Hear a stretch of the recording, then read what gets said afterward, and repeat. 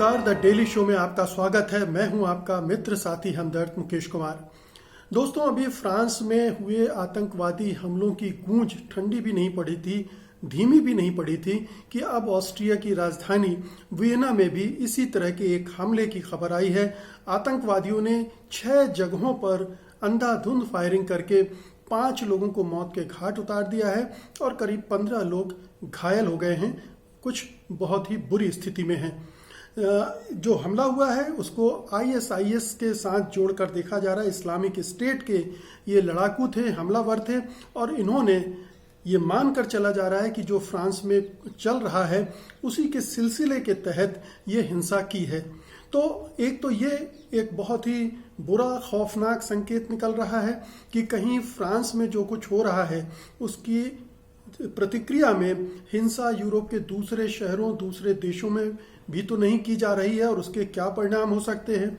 इस हिंसा की दुनिया भर में निंदा भर्त्सना हुई है। अमेरिका ने, यूरोप के सभी देशों ने निंदा की है, बाकी देशों ने, भारत सरकार ने भी उसकी निंदा की है। और जाहिर है कि जब भी किसी देश पर इस तरह का हमला होता है तो सभी देशों को उसके साथ खड़ा होना चाहिए और इस तरह के आतंकवादी हमलों की जमकर मजम्मत करनी चाहिए, निंदा भर्त्सना करनी चाहिए, क्योंकि ये एक सभ्य दुनिया में इसकी कोई गुंजाइश नहीं है। इस तरह की हिंसा की कतई गुंजाइश नहीं हो सकती है। लेकिन जाहिर है कि कुछ हैं ऐसे जो दिमाग से फिरे हुए, जिन्होंने धर्म की अफीम खाई हुई है और जो एक जुनून में, एक उन्माद में रहते हैं और उन्हें इससे कोई फर्क नहीं पड़ता कि वो इंसान का लहू बहा रहे हैं और लोगों को आपस में लड़ने के लिए उकसा रहे हैं। तो हिंसा को जन्म देती है और यही आशंका अब पूरे यूरोप को खाए जा रही है कि आखिरकार ये जो सिलसिला शुरू हो गया है वो कहाँ जाकर थमेगा। आज के इस कार्यक्रम में, द डेली शो में, हम इसी मुद्दे की पड़ताल करेंगे, पोस्टमार्टम करेंगे, जांच करेंगे, शव परीक्षा करेंगे। लेकिन उसके पहले एक गुजारिश ये है कि जो माहौल बन गया है मीडिया का, उसमें सच्ची खबरें आज तक आप तक पहुंचना लगभग असंभव हो गया है, क्योंकि खबरें बुरी तरह से तोड़ी मरोड़ी जा रही हैं, उनमें अपने एजेंडे भरकर प्रस्तुत किए जा रहे हैं, देश को गुमराह किया जा रहा है, समाज को बांटा जा रहा है। ऐसे में ऐसे मीडिया की ज़रूरत है जो स्वतंत्र हो, निष्पक्ष हो, गोदी में सरकार की न बैठा हो या किसी संगठन या किसी पार्टी के में न बैठा हो और जनहित में पत्रकारिता को आगे बढ़ाए। सत्य हिंदी की जो सदस्यता योजना है वो इसी दिशा में एक बड़ा कदम है। इसमें आर्थिक योगदान देकर आप स्वतंत्र पत्रकारिता को मजबूती प्रदान कर सकते हैं। इसके लिए इस वीडियो के साथ दिए गए डिस्क्रिप्शन में जाइए, उसमें एक लिंक है, इसको क्लिक कीजिए। लिंक को क्लिक करने के बाद आपके सामने जो पेज खुलेगा उसमें सदस्यता योजना का पूरा ब्यौरा होगा और आप उसमें से अपने लिए मनचाही सदस्यता चुन सकेंगे। हमें उम्मीद है कि स्वतंत्र पत्रकारिता को बढ़ावा देने के लिए सत्य हिंदी, जो कि पत्रकारों द्वारा संचालित संस्थान है, उसको बढ़ावा देने के लिए आप ये कदम जरूर उठाएंगे। तो वापस मुद्दे पर लौटते हैं। वियना पर आतंकवादी हमला हुआ है। इसमें इस्लामिक स्टेट के शामिल होने की बात कही जा रही है। एक को मार दिया है वहाँ की पुलिस ने, बाकी की खोज चल रही है। आशंकाएं व्यक्त की जा रही हैं कि और भी हमले हो सकते हैं। तो फ्रांस में, जो कि एक कार्टून के विवाद से शुरू होकर फिर हत्याओं के सिलसिले पर आ गया, फिर इस्लामी आतंकवाद की चर्चा होने लगी, इस्लामोफोबिया की चर्चा होने लगी और दुनिया भर में जो इस्लामी मुल्क हैं वो फ्रांस के खिलाफ खड़े होने लगे। दुनिया भर के मुसलमानों में एक तरह का गुस्सा भर गया। उन्होंने फ्रांस के राष्ट्रपति और फ्रांस के खिलाफ जुलूस वगैरह निकाले, प्रदर्शन किए। तो एक पूरा माहौल एक इस तरह का बन गया है जिसमें ऐसा लगता है कि जो मुस्लिम समुदाय है वो और जो दूसरे समुदाय हैं वो आमने सामने जाकर खड़े हो गए हैं। एक क्लैश ऑफ सिविलाइजेशन की जो बात की जाती है, सभ्यताओं का टकराव या सभ्यताओं के संघर्ष का, वो एक विमर्श जो है वो तेजी से चल पड़ा है। हालांकि ये गलत है इस तरह से देखना कि इस्लाम बनाम ईसाइयत, इस्लाम बनाम रेस्ट या इस्लाम बनाम हिंदुत्व, कोई भी धर्म से दो धर्मों को टकरा कर जोड़ कर देखना, इस तरह के आतंकवाद को एक कहना चाहिए कि आप प्रतिक्रियावादी विमर्श को आगे बढ़ाते हैं जो कहीं खत्म नहीं होता है। तो ये सभ्यताओं के विमर्श की तरफ इसे नहीं ले जाना चाहिए। इसे इस तरह से देखना चाहिए कि फ्रांस जो एक आधुनिक राष्ट्र माना जाता है, जो कुछ ऐसे मूल्यों पर अपने को आगे बढ़ाना चाहता है जो उसके यहाँ सामाजिक प्रगति, सामाजिक सुधार, सामाजिक क्रांतियों से निकले हैं और उनमें अभिव्यक्ति की स्वतंत्रता एक मुद्दा है और जो वो उस पे कोई लगाम नहीं लगाना चाहता है। तो दुनिया को जिन्हें ये पसंद नहीं आ रहा है उन्हें रिएक्ट करने का अधिकार है, लेकिन हिंसक तरीके से नहीं, क्योंकि हिंसा का आप देख रहे हैं कि फ्रांस के बाद ऑस्ट्रिया पहुंच गई है और इसके बाद जाने किन देशों में इस तरह के रिएक्शन होंगे। और फिर जाहिर है कि ये देश भी अगर जवाबी कार्रवाई पर उतर आए तो उसके नतीजे फिर हमें दूसरे तरह से भी देखने पड़ेंगे। हम पहले भी देख चुके हैं कि जब अमेरिका में हमला हुआ था ट्रेड टावर्स पर, तो उसके बाद अमेरिका ने सीधे अफगानिस्तान पर हमला कर दिया था और सैकड़ों हजारों लोगों की जानें गई हैं। तो ये जो क्रिया की प्रतिक्रिया है इससे बचना पड़ेगा। इस मामले में संयुक्त अरब अमीरात के जो शाह हैं उनकी प्रतिक्रिया बहुत ही गौर करने लायक है। उन्होंने बहुत ही ठंडे दिमाग से ये कहा है कि लोगों को गुस्से में नहीं आना चाहिए। फ्रांस जो कर रहा है उसमें कोई गलती नहीं है, वो ठीक जा रहा है और वहाँ के मुसलमानों को न तो परेशान करना चाह रहा है, न उनको निकालना चाह रहा है। उसकी अपनी व्यवस्था है और वहाँ रह रहे मुसलमानों को उसके साथ तालमेल बिठाना चाहिए, उसके साथ चलना चाहिए। और दुनिया के मुसलमानों को भी अगर गुस्सा है तो वो शांतिपूर्ण ढंग से प्रकट होना चाहिए। इसके पहले सऊदी अरब ने भी बीच का रास्ता लिया था। कुछ हैं जो अतिवादी उग्रपंथी राष्ट्र हैं, जिनमें तुर्की है, ईरान है, पाकिस्तान है, मलेशिया है।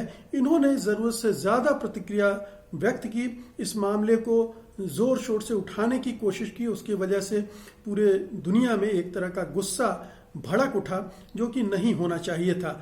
इन देशों के राष्ट्राध्यक्षों को, प्रधानमंत्रियों को चाहिए था कि इस मामले को सीधे फ्रांस की सरकार से बातचीत करके या दूसरे फोरम का इस्तेमाल करके दबाव बना के अपनी बात को आगे बढ़ाते, लेकिन इन्होंने एक तरह से मोर्चा खोल दिया फ्रांसीसी राष्ट्रपति के खिलाफ, इमानुएल मैक्रों के खिलाफ। मैक्रों का बयान कुछ हद तक एक हिस्से में विवादास्पद था जब उन्होंने आतंकवाद को इस्लाम से जोड़ दिया और ये कह दिया कि इस्लाम काफ़ी अरसे से संकट में है। तो ये बात मुसलमानों को बुरी लगी होगी, लेकिन ये उनके ख्याल हैं। बुरा लगना एक बात है, बुरा लगने के बाद हिंसा पर उतारू हो जाना एक दूसरी चीज़ है, जिसमें तुर्की के राष्ट्रपति रिचप अर्दोआन ने कहा कि उनका मेंटल बैलेंस चला गया है, उन्हें जांच करानी चाहिए। तो एक राष्ट्राध्यक्ष का इस तरह की भाषा का इस्तेमाल करना भी सही नहीं है। तो वियना की घटना हमें बार बार ये याद दिला रही है कि हम गलत दिशा में बढ़ रहे हैं। फ्रांस में जो कुछ हुआ वो गलत था, जो हिंसा हुई वो गलत थी, उस हिंसा को सही ठहराने वाला गलत है। जो भी उस हिंसा को सही ठहरा रहे हैं वो सही नहीं कर रहे हैं, क्योंकि ये हिंसा को जन्म देगी और लगातार उसको बढ़ाती जाएगी। ये वियना उसकी अगली कड़ी है। अगली कड़ी के रूप में कुछ और देश हो सकते हैं और फिर वो देश जब अब प्रतिक्रिया करने पर आएंगे तो ये सिलसिला बढ़ता जाएगा। इसमें कोई किसी का लाभ नहीं है, बल्कि आप ये जानते हैं कि फ्रांस और यूरोप के देश बहुत शक्तिशाली हैं। उनको इस तरह के आतंकवादी हमलों से डिगाया नहीं जा सकेगा, उनसे अपनी बात आप नहीं मनवा सकते, बल्कि वो और हिंसक तरीके से, क्योंकि हम देख चुके हैं कि पहले भी वो इतने शक्तिशाली हैं और आधुनिक हथियारों से लैस हैं कि वो दूसरे तरह से उसका बदला लेते हैं, प्रतिशोध लेते हैं और वो ज़्यादा घातक होता है। इसलिए बहुत ही संयम के साथ इस समय इस चीज़ों को देखना पड़ेगा और हर तरह की हिंसा को नकारना होगा, उसे धिक्कारना होगा। आप चाहे किसी भी धर्म के हों, किसी भी इलाके के हों, किसी भी देश के हों, आप हिंसा को जायज़ नहीं ठहरा सकते। ये जो आतंकवादी संगठन हैं, अल कायदा, इस्लामिक स्टेट और जितने भी आतंकवादी संगठन पश्चिमी एशिया, मध्य पूर्व में फैले हुए हैं, उत्तरी अफ्रीका में फैले हुए हैं और वहाँ से अपनी गतिविधियाँ चला रहे हैं, उन सब को आपको बहिष्कार न करना पड़ेगा। उनको किसी भी तरह से अपना नैतिक समर्थन देना एक तरह से मानवता के प्रति अपराध होगा। ये तमाम संगठन आपराधिक संगठन हैं। आप सब जानते हैं कि इन्होंने किस किस तरह के अपराध उन इलाकों में अपने ही मुस्लिम भाइयों के साथ किए हैं, औरतों के साथ किए हैं। इसकी रिपोर्टें सब तरफ आती रही हैं। तो इस पूरे वातावरण को समझने की ज़रूरत है। ये जो समीकरण बन रहे हैं, इनके दुष्परिणामों को समझने की ज़रूरत है। इनको समझे बिना अगर आप प्रतिक्रिया करेंगे तो निश्चित रूप से आप अपने लिए भी एक मुश्किलें आमंत्रित करेंगे, अपने समाज के लिए भी मुश्किलें आमंत्रित करेंगे और देश और दुनिया में भी वातावरण लगातार बिगड़ता जाएगा। तो फ्रांस के बाद वीना की घटना को एक चेतावनी के रूप में हमें लेना पड़ेगा, समझना पड़ेगा कि इसे अब रोकने का समय आ गया है। हम हिंसा बर्दाश्त नहीं करेंगे, हिंसा का नकार करेंगे, हिंसा को नकार देंगे, हिंसा को कतई समर्थन नहीं देंगे। आपकी अपनी राय हो सकती है, आप किसी से ना इत्तेफाकी रख सकते हैं, असहमति रख सकते हैं, आप उसके खिलाफ प्रदर्शन भी कर सकते हैं, लेकिन हिंसा की भाषा में नहीं, अहिंसा के दायरे में रहते हुए, लोकतंत्र के दायरे में रहते हुए, नियम कानूनों के दायरे में रहते हुए कर सकते हैं। मुनव्वर राणा साहब ने जो कुछ किया वो एक शायर के लिए भी अच्छी बात नहीं है, एक इंसान के तौर पर भी अच्छी बात नहीं है कि आप इस तरह की मार काट को सही ठहराएं। तो इसी वजह से उनके खिलाफ FIR हुई। इतने शानदार शायर हैं मुनव्वर राणा साहब, लेकिन इतनी हल्की बात उन्होंने कह दी। हालांकि वो कई बार ये कह चुके हैं, उनका इन चीज़ों पर कई बार अपनी ज़ुबान पर भी नियंत्रण नहीं रहता है, लेकिन ये बहुत संवेदनशील मसले हैं। आपके कहने से बहुत चीज़ों पर, बहुत लोगों पर असर पड़ता है, इसलिए और भी सावधानी के साथ अपने शब्दों का इस्तेमाल करना बहुत ज़रूरी हो जाता है। तो दोस्तों, वीना की घटना को आप अब किसी धार्मिक चश्मे से न देखें, आप इसको विशुद्ध रूप से आतंकवाद माने।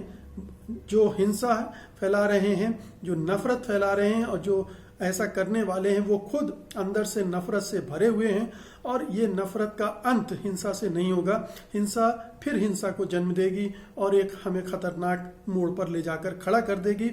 हम पहले ही आशंका से ग्रस्त हैं कि यूरोप में क्या बड़े पैमाने पर अब फिर पिछली सदी की तरह, पिछली बार यहूदियों और ईसाइयों के बीच टकराव चल रहा था, अब कहीं ये ईसाइयों और मुसलमानों के बीच टकराव बना, तो फिर उसी तरह की स्थिति बनेंगी। फिर वही युद्ध, विश्व युद्ध की स्थितियां बन सकती हैं, जो कि बहुत खतरनाक होगा।